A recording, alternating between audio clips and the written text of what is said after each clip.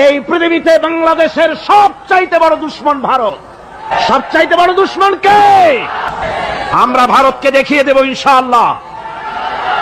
জিহাদের প্রেরণা নিয়ে যদি প্রয়োজন হয় বাংলাদেশের যুদ্ধ যদি করা লাগে ভারতের সাথে, আর যুদ্ধ করা লাগবে, রাসূলুল্লাহর ওয়াদা আছে। কার ওয়াদা? নাসাই শরীফ, ইবনে মাজাহ, এই তার দুটি হাদিসের মধ্যে হযরত আবী হুরায়রা রাদিয়াল্লাহু তাআলা আনহু বর্ণিত হাদিস রয়েছে। বলেছেন দুই শ্রেণীর লোক কিয়ামতের দিন জাহান্নাম থেকে মুক্ত হয়ে যাবে। এক শ্রেণী হচ্ছে যারা ঈসা আলাইহিস সালামের সাথে সাথী হয়ে যারা লড়বে আর শহীদ হবে, কিয়ামতে তারা জান্নাতে যাবে, জাহান্নাম থেকে মুক্ত। আর দ্বিতীয় শ্রেণী ভারতের সঙ্গে একটা যুদ্ধ হবে, রাসূল বলেছেন হিন্দুস্তানের সঙ্গে একটা লড়াই হবে। ওই লড়াইয়ে যারা শহীদ হবে, রাসূলুল্লাহ বলেছেন কিয়ামতের দিন জাহান্নাম থেকে আল্লাহ মুক্ত করে দেবে। আমার মুসলমান ভাইয়েরা, ভারতের জনগণের সাথে আমাদের কোনো শত্রুতা নাই, ঠিক কিনা? আমাদের দুশমনী নরপশুর সাথে। তুমি একটা সরকার, তোমার হাতে রয়েছে সেনাবাহিনী, তোমার সাথে বিএসএফ, তোমার হাতে ল্যান্ড ফোর্স, এয়ার ফোর্স, সব বাহিনী তোমার হাতে। মসজিদ ভাঙে চোখের সামনে, তোমার বাহিনীর লোকেরা অস্ত্র নিয়ে দাঁড়িয়ে থাকে, একটা ফাঁকা গুলিও করলো না। করছে একটা ফাঁকা গুলি? মুসলমানেরা প্রতিবাদ করলো, সেই প্রতিবাদের মুখে মুসলমানদেরকে গুলি করে করে মারা হলো। কারফিউ দিয়ে পুলিশেরা মুসলমানদের ঘরে ঢুকে মুসলমানদেরকে বের করে এনে বেয়নেট চার্জ করে শহীদ করে দিয়েছে।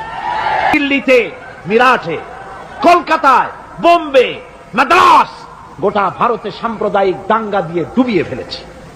মুসলমানেরা আজকে তার সেখানে এতিম অবস্থায় পড়ে আছে। সেই লড়াই ভারতের সাথে আমাদের হবে। ওই লড়াই যেদিন বাঁধবে, বাংলাদেশের সেনাবাহিনী, air force, land force, police শুধু এরাই যুদ্ধ করবে না, বাংলাদেশের 12 কোটি তৌহিদি জনতা শহীদ তিতুমীরের বাস হাতে নিয়ে ভারতকে পিটিয়ে ঠান্ডা করবে ইনশাআল্লাহ। আমার দেশে ভারতের মসজিদ ভাঙার প্রতিবাদে আমাদের দেশে একটা হিন্দুও মরে নাই, কথা ঠিক কিনা কন?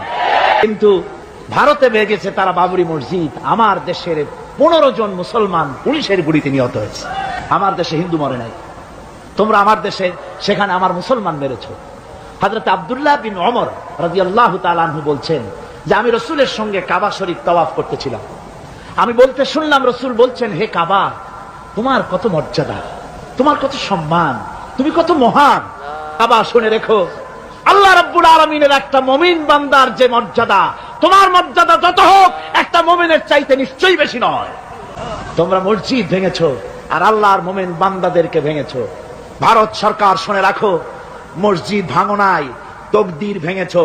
মসজিদ যেভাবে মসজিদের ইটগুলি টুকরা টুকরা হয়েছে, গোটা ভারত আজ হোক কাল হোক মসজিদের ইটের মতোই টুকরা টুকরা হয়ে যাবেই যাবে ইনশাআল্লাহ। আমার দেশের মুসলমানদেরকে মনে রাখতে হবে, আমরা প্রতিশোধের নীতিতে বিশ্বাস করি না। ভারতের বাবরি মসজিদ ভাঙার ব্যাপারে বাংলাদেশের কোনো হিন্দু দায়ী নয়। কথা বুঝতে পেরেছেন? আমরা একজনের অপরাধের শাস্তি আর একজনকে দেই না। বাংলাদেশের কোন হিন্দু ওই ঘটনার জন্য দায়ী নয়। আমাদের দেশে মন্দির 2-4টা ভেঙেছে, আমরা খবর নিয়েছি। এই মন্দিরগুলি মুসলমানেরা ভাঙে নাই।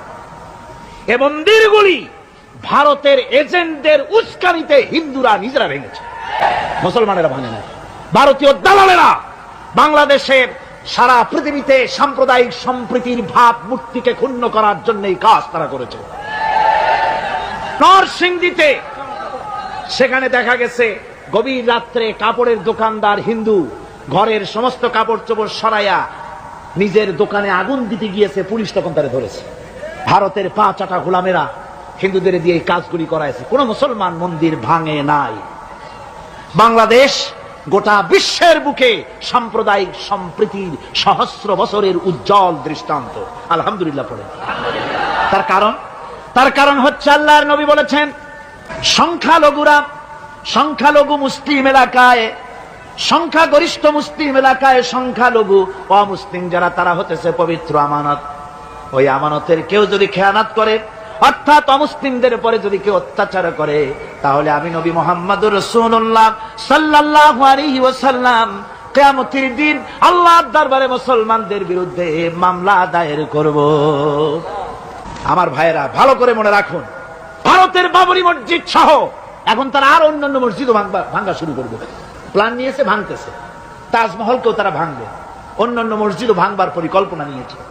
ওরা যদি মসজিদ একটা একটা ভাঙতে ভাঙতে, আল্লাহ না করুন সবগুলিও যদি ভাঙে, বাংলাদেশের একটা মন্দিরকে আমরা ভাঙতে দেব না। এর নাম ইসলাম। ভারতের সাম্প্রদায়িক দাঙ্গা বাঁধিয়ে মুসলমান একটা একটা করে করে সব মুসলমানও যদি তারা মেরে ফেলে দেয়, আল্লাহর কসম বাংলাদেশের একটা অমুসলিমের গায়ে আমরা হাত দিতে দেব না। এর নাম ইসলাম। এর নাম কি? আপনারা যদি কখনো শোনেন যে কোন এলাকার কোন লোক মন্দির ভাঙতে যাচ্ছে অথবা হিন্দুর বাড়ি আক্রমণ করতে যাচ্ছে, সাথে সাথে তাকে ধরে থানায় সোপর্দ করবেন। রাজি আছেন? আমাদের শত্রু, আমি বারবার বলছি, হিন্দুরা শত্রু নয়, শত্রু হচ্ছে ভারতীয় এজেন্ট যারা, ভারতের দালাল যারা, ওরা আমাদের দুশমন। ঠিক কিনা?